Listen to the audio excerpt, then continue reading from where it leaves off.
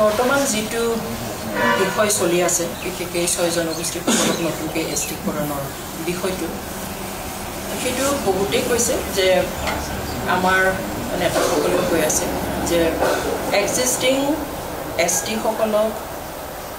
ক্ষতি নকৰাকৈ যদি নতুনকৈ এসটি দিয়ে তেনেহলে আমাৰ আপত্তি নাই কিন্তু আমাৰ ক'বলগীয়াটো এইটো আমাৰ ষ্টেণ্ডটো একেবাৰে ক্লিয়াৰ যে যদি নতুনকৈ কাৰোবাক এসটি কৰে তেনেহলে এক্সিষ্টিং এসটি সকলৰ ক্ষতি নোহোৱাকৈ কেতিয়াও নাথাকে ক্ষতি নোহোৱাকৈ দিম বুলি কোৱাৰ কোনো যুক্তি নাই আৰু তেনেকৈ ফৰ্মুলাও হ'ব নোৱাৰে যে আগতে এসটি আছিল আৰু নতুনকৈ দিলো কিন্তু একো ক্ষতি নহয় আৰু সকলো ফালৰ পৰা চালে আমি সেইটো দেখা পাওঁ যে সেইটো ব্যালেন্সও নহয় এটা এসটি সকল আগৰ যিখিনি স্কেডিউল ট্ৰাইব আছে এই স্কেডিউল ট্ৰাইব খিনি ৰক্ষণাবেক্ষণৰ কাৰণে তেওঁলোকৰ সকলো ধৰণৰ মানে সুৰক্ষিত অৱস্থাত ৰাখিবৰ কাৰণে এই ব্যৱস্থাটো কৰি দিয়া হৈছিল কিন্তু আমি এতিয়া দেখিছো যিসকলে নতুনকৈ এসটি বিচাৰিছে সেই এসটি বিচৰা সকলৰ ভিতৰত আনকি এতিয়া আমি আহোমৰ কথা আমি দেখিছো তেওঁলোকে কৈছে যে আমাক চাকৰিৰ ৰিজাৰ্ভেশ্যন নালাগে আমাক এডমিশনৰ ৰিজাৰ্ভেশ্যন নালাগে আমি এসটি বিচাৰিছো অসমখন বচাবলৈ কিন্তু অসমখনৰ কি সমস্যা আছে সেইটো এসটিকৰণ কৰিয়ে অসম বাচিবনে যদি বাচিলে হেতেন তেনেহলে 14টা জনগোষ্ঠী অলৰেডি এসটি আছে কিয় আজি বচা নাই বা কি সমস্যা আছে সেই সমস্যাবিলাক আইডেন্টিফাই কৰক আৰু সেই সমস্যাবিলাক সমাধান কৰিবলৈ অসমখন বচাবলৈ যদি কিবা একশন ল'ব লাগে ব্যৱস্থা ল'ব লাগে তেনেহলে কিটো অসম বিধানসভা আছে অসম বিধানসভাত নতুনকৈ আইন ৰচনা কৰক তাৰ পিছত অসমখন বচাওক অসম বিধানসভাত নতুন আইন ৰচনা কৰক তাৰ পিছত অসমৰ সংস্কৃতি বচাওক অসম বিধানসভাত নতুনকৈ আইন ৰচনা কৰক অসমৰ ভাষা বচাওক অসম বিধানসভাত নতুনকৈ আইন ৰচনা কৰক অসমৰ ভূমি বচাওক কিন্তু এসটি হৈ প্লাই যে বা এসটি কাৰোবাক কৰিলে যে অসমখন বাচিব সেইটো কেনেকুৱা ধৰণৰ ধাৰণা এটো বুজাই টান হৈছে এনেকুৱা লাগে যে এই যিসকল এসটি আছে যিসকলক ৰক্ষণাবেক্ষণ দিয়াটো অতিকৈ প্ৰয়োজন তেওঁলোকক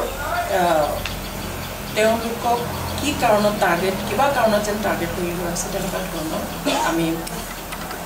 অনুভৱ কৰিছোঁ এতিয়া কোচ ৰাজবংশীসকলৰ মই দুদিন আগতে মই দেখিছোঁ ছ'চিয়েল মিডিয়াত যে তেওঁলোকেও কৈছে যে আমাক চাকৰিৰ ৰিজাৰ্ভেশ্যন নালাগে আমাক এডমিশনৰ ৰিজাৰ্ভেশ্যন নালাগে আমাক এসটি লাগে কাৰণ আমাক ভূমিৰ মানে ৰক্ষণাবেক্ষণ লাগে এতিয়া যদি ভূমিৰ ৰক্ষণাবেক্ষণৰ কথা কয় তেওঁলোকে তেনেহ'লে আমি এসটি হৈ আমাৰেই আজি ভূমিৰ অৱস্থা নাই আজি এসটিৰ কাৰণে স্কেডিউল ট্ৰাইব কাৰণে আমাক ট্ৰাইবেল বেল্ট এণ্ড ব্লক দিছে ট্ৰাইবেল বেল্ট এণ্ড ব্লকত এতিয়া কি অৱস্থা হৈ আছে একো ৰক্ষা হৈ থকা নাই ট্ৰাইবেল বেল্ট এণ্ড ব্লকত ট্ৰাইবেলসকলৰ মাটি আজি অসমৰ সমগ্ৰ অসমত যিমানকেইটা আমাৰ ট্ৰাইবেল বেল্ট এণ্ড ব্লক আছে তাৰ ভিতৰত 5,25,000তকৈ বেছি বিঘা মাটি আজি নন ট্ৰাইবেলে দখল কৰি আছে এইটো মই কোৱা কথা নহয় যোৱা বছৰ 2024 চনলৈকে এই ৰেকৰ্ডটো অফিচিয়েল ৰেকৰ্ড 5,25,000তকৈ বেছি বিঘা নন ট্ৰাইবেলে দখল কৰি আছে কেৱল বিটিচিতে 80,000তকৈ বেছি বিঘা মাটি নন ট্ৰাইবেলৰ আছে বেদখল হৈ আছে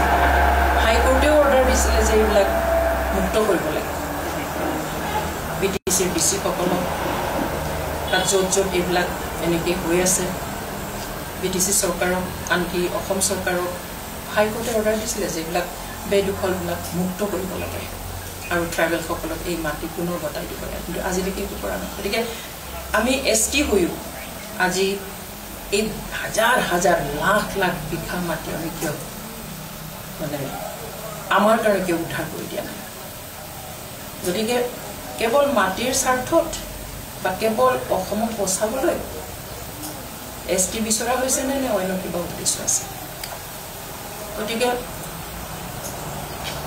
গোটেই কথাবিলাক কেৱল ৰাজনীতিৰ কাৰণে কৰাটো উচিত নহয় সকলো সমস্যা ইলেকশ্যন অৰিয়েণ্টেড কৰিব নালাগে সকলো সমস্যা পাৰ্টিৰ ঊৰ্ধত গৈ চাব লাগে এতিয়া যিখিনি ভাবুকি আহিছে এছটি সকলৰ ওপৰত সেই ভাবুকিত মানুহ ইমানেই মানে আতংকিত হৈছে যে বিভিন্ন ঘটনা হ'বলৈ ধৰিছে যিবিলাক ঘটনা হোৱাটো উচিত নহয় কাৰণ আমি দেখিছোঁ যে এতিয়া যিসকল ইয়াং জেনেৰেশ্যন তেওঁলোকে নিজৰ ভৱিষ্যতটো অন্ধকাৰ দেখিছে আৰু সেইকাৰণে তেওঁলোকে নিজেই নিজৰ ভৱিষ্যতৰ ৰচনা কৰিবৰ কাৰণে নিজৰ ভৱিষ্যতক ৰক্ষণাবেক্ষণ দিবৰ কাৰণে তেওঁলোকে ওলাই অহাও আমি দেখা পাইছোঁ এতিয়া সকলো কথাবিলাক আমি যদি ৰাজনৈতিকভাৱে চাওঁ তেনেহ'লে আমি মানুহ হিচাপে জাতি হিচাপে আৰু বিশেষকৈ সৰু সৰু জাতি জনগোষ্ঠীবিলাক কেনেকৈ থাকিব আমাক লৈ সদায় তেনেকৈ খেলা হ'ব নেকি সেইটো আমি বিচাৰি লোৱা বিষয় নহয় আৰু সংবিধানত আমাৰ ক্ৰাইটেৰিয়া আছেই বৈশিষ্ট্য দিয়াই আছে যে কি বৈশিষ্ট্য থাকিলেহে তেওঁলোক ট্ৰাইবেল হ'ব পাৰিব বা স্কেডিউল ট্ৰাইবৰ আণ্ডাৰত সোমাব এতিয়া এই বৈশিষ্ট্যবিলাক যদি ফুলফিল নকৰে তেনেহ'লে ইয়াতকৈ আৰু এক্সট্ৰা কিবা VUR ST এইবিলাক বনাবলৈ কোনো প্ৰভিজন নাই ইণ্ডিয়ান কনষ্টিটিউশ্যনত আজি কাৰোবাক হয়তো ST V দিব খুজিছে কাইলৈ হয়তো কোনোবা STUR STR বা STUR ওলাই যাব পাৰে একো ডাঙৰ কথা নহয় কিন্তু সেইবিলাক খেলা কথা নহয় সেইবিলাক ইমান পাতলীয়াকৈ ল'ব পৰা কথা নহয় গতিকে STৰ মৰ্যাদাটো ৰাখিব লাগে সংবিধানৰ মৰ্যাদাটো ৰাখিব লাগে সেইটো আশা কৰোঁ আৰু কাকোৱেই দুখ নিদিয়াকৈ যাৰ যি প্ৰাপ্য এতিয়া যিসকলে ST বিচাৰি আছে তেওঁলোক OBC অলৰেডি OBC ষ্টেটাছত আছে গতিকে